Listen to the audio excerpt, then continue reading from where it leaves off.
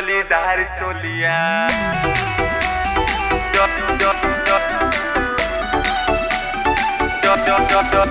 जलीदार चोलिया जलीदार चोलिया। होली में करावत रे माँ,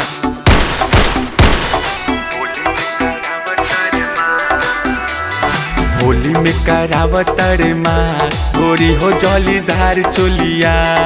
होली में करावत रे माँ गोरी हो जलीदार चोलिया। जलीदार चोलिया हो जलीदार चोलिया, जलीदार चोलिया हो जलीदार चोलिया। देखिए के चुआ तरेला मुहवा से चुआ तरेला गोरी हो जलीदार चोलिया। होली में करावत रे माँ गोरी हो जलीदार चोलिया। जलीदार चोलिया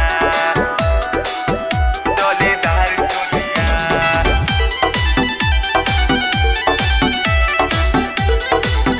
जलीदार चोलिया।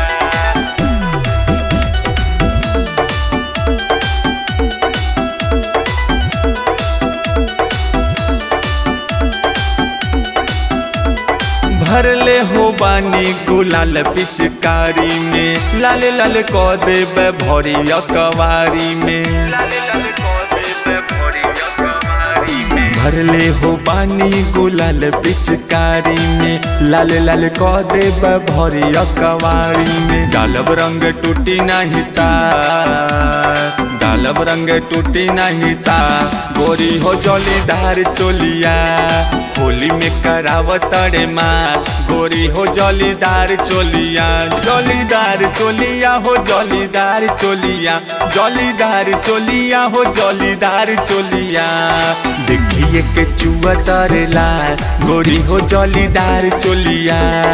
होली में करावत रे माँ गोरी हो जलीदार चोलिया।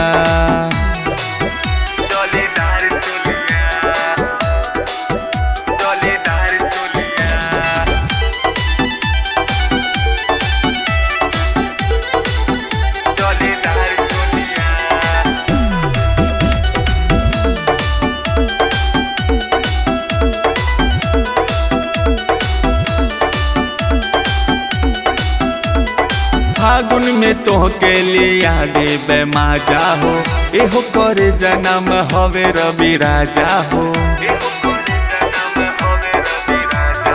फागुन में तोहके लिया देबे माजा हो, एहो करे जन्म हवे रवि राजा हो। कदरल जवनिया तोहार, चढ़ली जवनिया तोहार गोरी हो जलीदार चोलिया। होली में करावत रे माँ गोरी हो जलीदार चोलिया। जलीदार चोलिया हो जलीदार चोलिया, जलीदार चोलिया हो जलीदार चोलिया। देखिए के चुआ तरेला गोरी हो जलीदार चोलिया। होली में करावत रे माँ गोरी हो जलीदार चोलिया।